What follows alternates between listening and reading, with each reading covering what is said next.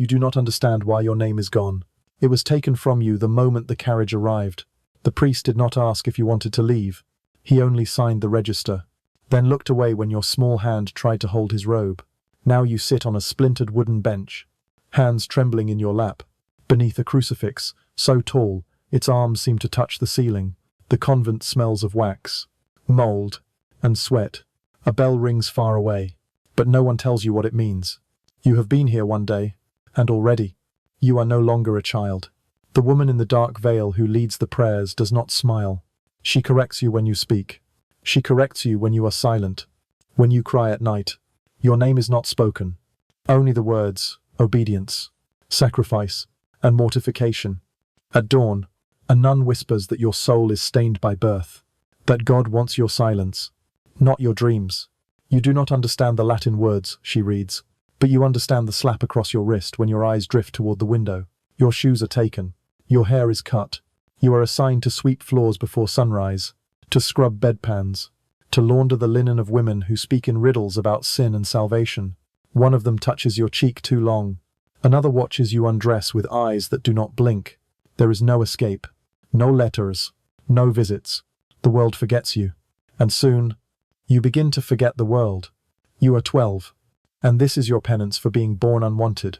If you value long-form, quiet history that remembers the forgotten, consider subscribing or commenting below where you're watching from. It helps more than you think. Spain, in the 16th century, was a fortress of Catholic authority, a rising empire ruled not just by kings, but by dogma. After the Reconquista and the expulsion of Jews and Muslims, the Spanish monarchy aligned itself fully with the Catholic Church. Together, they sought not merely to govern lands, but to purify souls. It was an age of enforced morality, a world of silent obedience, of cloisters and confessionals, of incense and iron discipline. And in this world, the fate of orphaned and illegitimate girls was quietly decided not by family, but by decree. The Catholic Church had long viewed the female body as dangerous. Even within infancy, girls born outside of marriage were considered moral liabilities, temptations in waiting. Their presence in society, especially as they aged into adolescence, was seen as both scandalous and unstable. The solution was removal, confinement cloaked in the language of salvation. So, across cities like Seville, Toledo, Burgos, and Salamanca, convents swelled, not with pious volunteers, but with children. Thousands of them. Many were the daughters of plague victims, widows, or impoverished servants. Others had been fathered by priests, soldiers, or nobles who would never claim them. No matter the story, the ending was the same. A small bundle of belongings, a document bearing only one name, a closed wooden gate. The Spanish crown supported this process. Royal ordinances gave bishops and local authorities the right to place girls into religious houses for their spiritual benefit and social order. The justification was that these girls would receive protection, education, and moral correction. But the reality was harsher. Many of the institutions were not true convents, but beaterios or recogidas facilities, specifically designed for the seclusion of women deemed morally suspect. Within their walls, the Church's authority became absolute. The state did not interfere. There were no inspections, no appeals, no possibility of return to the outside world. These girls were being saved, but inside, they were being erased. Their records were often altered, their baptismal names changed to saints' names. They were assigned new birthdays to align with feast days or liturgical calendars. What began as spiritual guidance quickly hardened into permanent confinement. Girls as young as 7 were declared aspirants to the holy life, a designation that carried no legal autonomy, yet stripped them of all rights to leave. The Church categorized them not as wards, but as penitents, and penitents had no voice.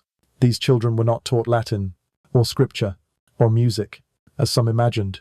Their education, when provided, focused on silence, needlework, and the liturgy of submission.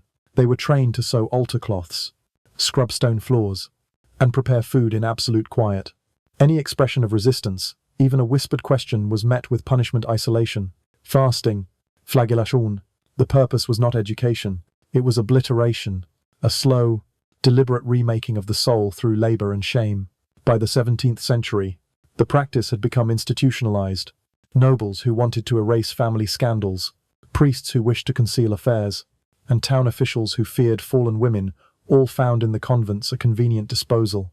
The church did not charge for entry, but it did profit. These girls became the unpaid labor force of religious orders.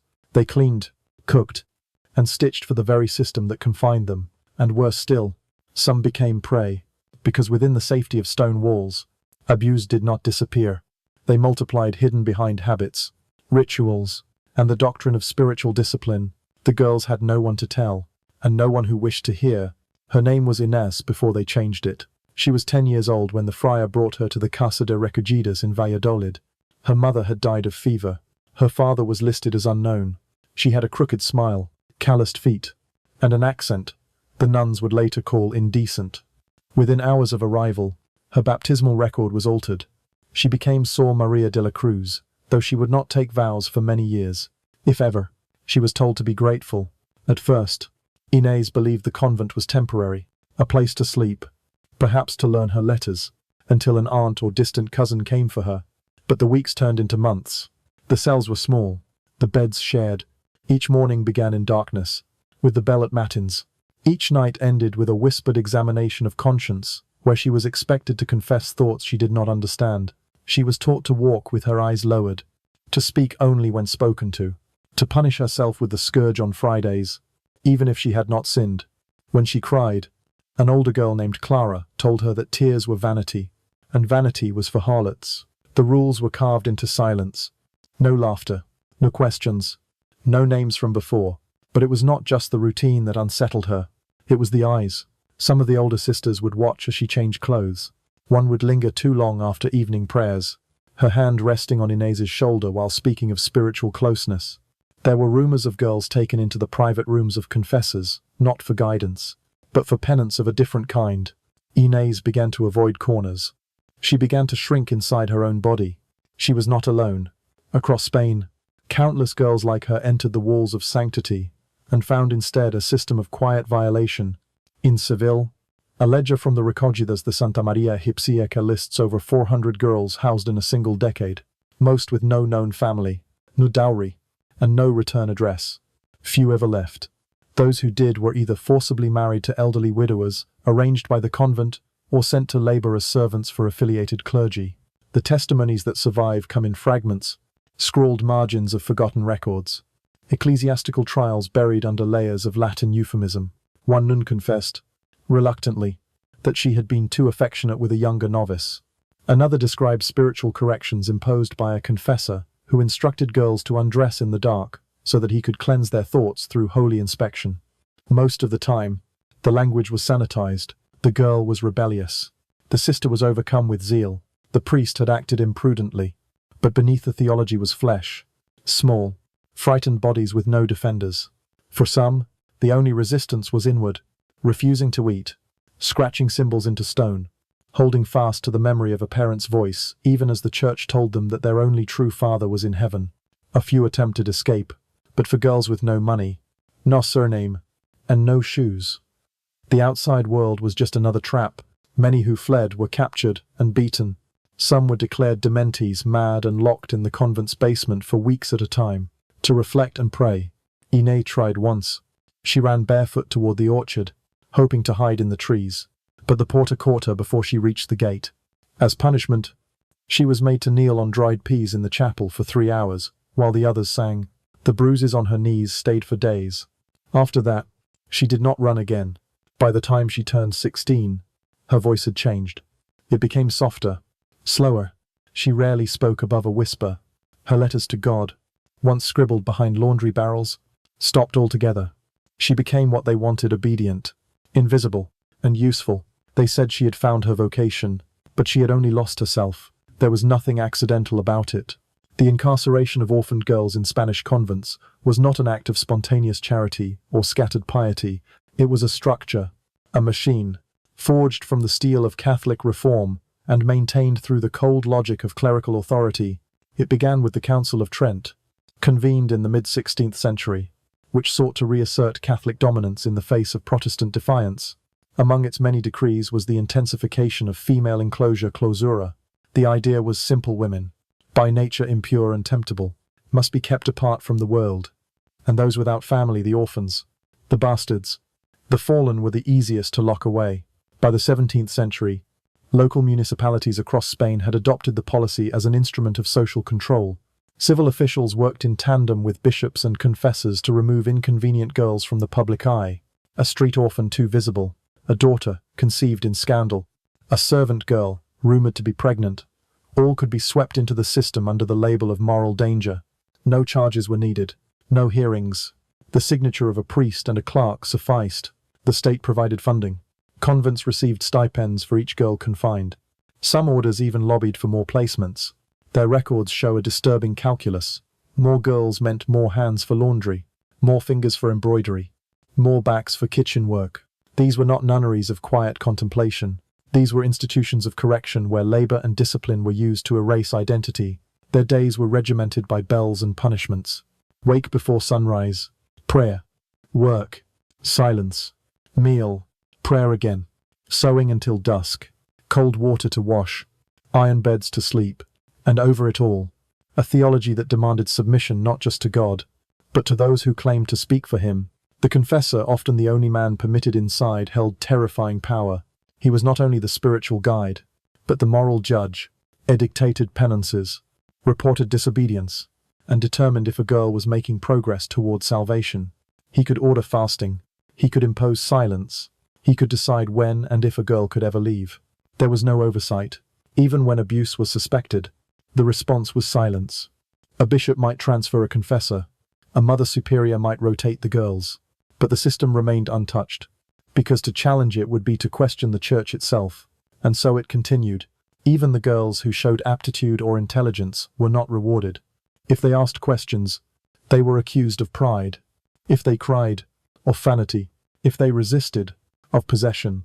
There are documented cases of girls as young as 11 being subjected to exorcisms because they refused to recite prayers. The devil, they were told, had found shelter in their bones. The theology of these institutions twisted suffering into virtue. Hunger became piety. Shame became discipline. Isolation became purification. And because it was cloaked in the language of holiness, the cruelty became invisible even to those inflicting it. The economic side was just as systematic. Girls in convents often produced fine lace, embroidered vestments, candles, and religious icons sold by the church to nobles and merchants. Their unpaid labor funded the very places that confined them. Some orders even became known for the quality of their needlework, with elite clients placing orders that girls completed under threat of punishment if they bled onto the cloth. The blood of orphans stained altars across Spain, and beyond the walls. No one asked how it got there. The church kept ledgers, names, ages, sins, confessions, but rarely departures, because most of these girls never left. Their identities were replaced with monastic titles, their pasts scrubbed clean. Over time, many took vows, not out of calling, but because there was no alternative. The habit became a prison they no longer recognized.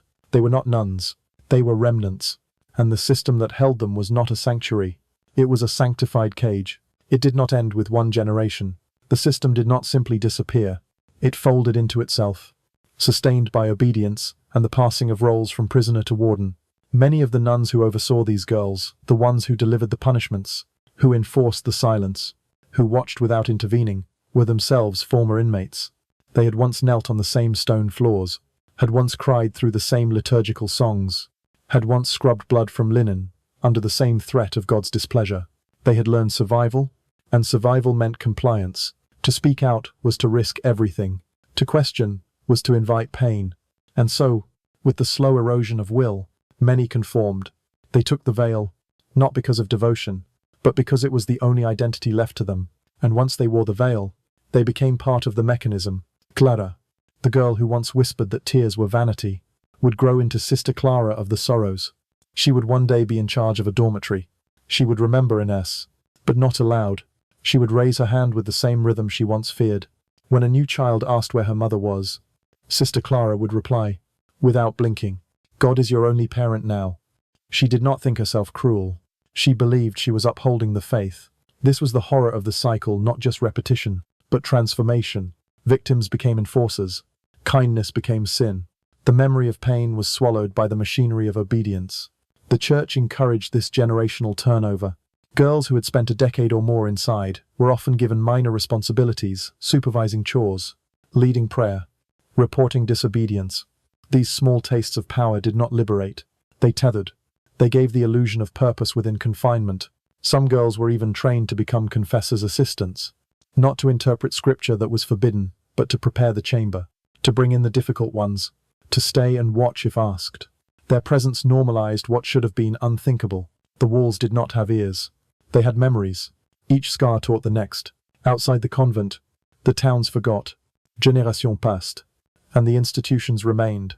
They changed names, adjusted rules, but the logic remained intact. The logic of enclosure, the logic of redemption through erasure. Even when reforms were introduced in the late 18th century, even when whispers of enlightenment reached Madrid, the church resisted.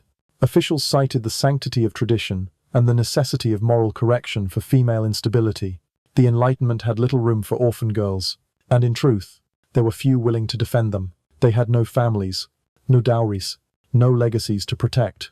Their stories were scattered across marginalia, hidden in trial transcripts, in the coded language of bishops' ledgers, in the fragile diaries of foreign travelers who glimpsed the convents and wondered, briefly, what happened behind the walls.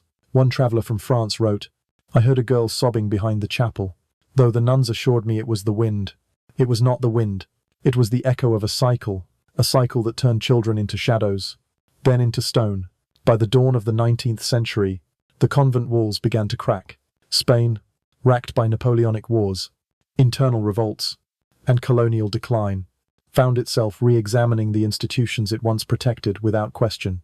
Enlightenment thinkers whispered of reason. Reformists petitioned the crown, and in the distant corners of Spanish bureaucracy, someone began to count how many girls were still inside. The numbers varied incomplete, scattered, and buried under euphemism. But in some cities, the records remained in Seville. Nearly 500 confined girls by 1780. In Valladolid, more than 300. In Madrid, an entire Baterio devoted solely to the housing of excess females orphaned, illegitimate, or simply inconvenient. Few had ever left. The church, sensing the shifting winds, adjusted its language. The term recogida, which once meant the gathered, was rebranded as protected daughters. Confessors who had abused girls were quietly retired. A few convents opened their doors to inspection, offering tours that highlighted embroidered vestments and serene chapels. Not punishment rooms or windowless cells, but the reality beneath the stone persisted. The trauma did not disappear when the gates unlocked. Generations of girls had grown into women without identity, women who had never seen a streetlight, who had never spoken their full name aloud, who flinched at the sound of bells. Many remained in the convents even when allowed to leave, not because they believed in the cloister, but because the outside world had become alien. They had no homes, no legal standing, no memory of family. They were called the Forgotten Sisters. And in a way, they were. But traces remained. In the archives of dioceses, in the court cases where women tried, décades later, to reclaim surnames they barely remembered, in the psychiatric institutions that quietly absorbed former recagidas, who could not function beyond silence, and in the whispered testimonies recorded by reformist clerics who visited the convents in the 1830 seconds and left disturbed, confused, uncertain whether they had entered a house of God or a vault of the disappeared. There was no reckoning, no apologias, no restitution. The church maintained that its intentions had always been moral, that it had rescued the girls from poverty, immorality, and sin, that it had provided structure, care, and a path to salvation. Even as the world modernized, the narrative remained that these girls had been saved, not imprisoned, but salvation, forced through obedience, is indistinguishable from control, and control, repeated over centuries, leaves residue. Today, the convents still stand. Some have become museums. Others still operate as houses of retreat, their past hidden beneath coats of white paint and refurbished altars. Tourists pass through cloisters where Inez once wept, snapping photos of carved angels and delicate lace. They do not hear the echo, but if you listen closely, in the cold stone corners and hollow chapels, it lingers, a whisper of all the girls who were taken, renamed, and made to disappear in silence. No monuments were built for them, only records, in fading ink, and silence, mistaken for peace.